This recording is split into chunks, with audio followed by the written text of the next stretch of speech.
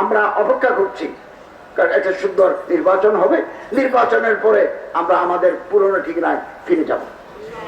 এবং আমাদের professor doctor Yunus সাহেবকে আমি জিজ্ঞাসা করেছি, স্যার আপনার পরবর্তী কি নির্দেশনা? তিনি বললেন, আমিও নির্বাচন দিয়ে আমি আমার কাছে ফিরে যাব। আমরা আগামী সরকার যারা গঠন করবেন, যারা আসবেন সুষ্ঠু নির্বাচনের মাধ্যমে, আমরা আশা করব তারা আমাদের অসমাপ্ত কাজগুলো সমাপ্ত করবেন এবং জনগণের আশা আকাঙ্ক্ষা তারা পূরণ করবেন।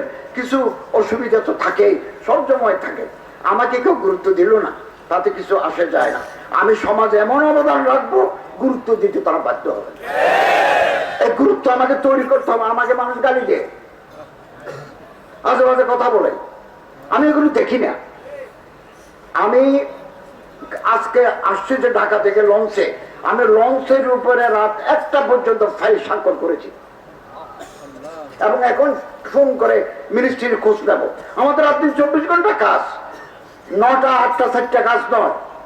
এইরকম পার্লামেন্টে আপনি যদি আলেম পাঠাতে পারেন, মন্ত্রী বানাতে পারেন, সচিব বানাতে পারেন, দেশের চেহারা পাল্টে যায়।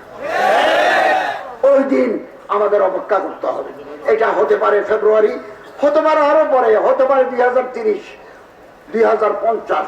সাহস হারালে চলবে না, সাহসের উপর ভর দিয়ে আমাদের এগিয়ে যেতে হবে।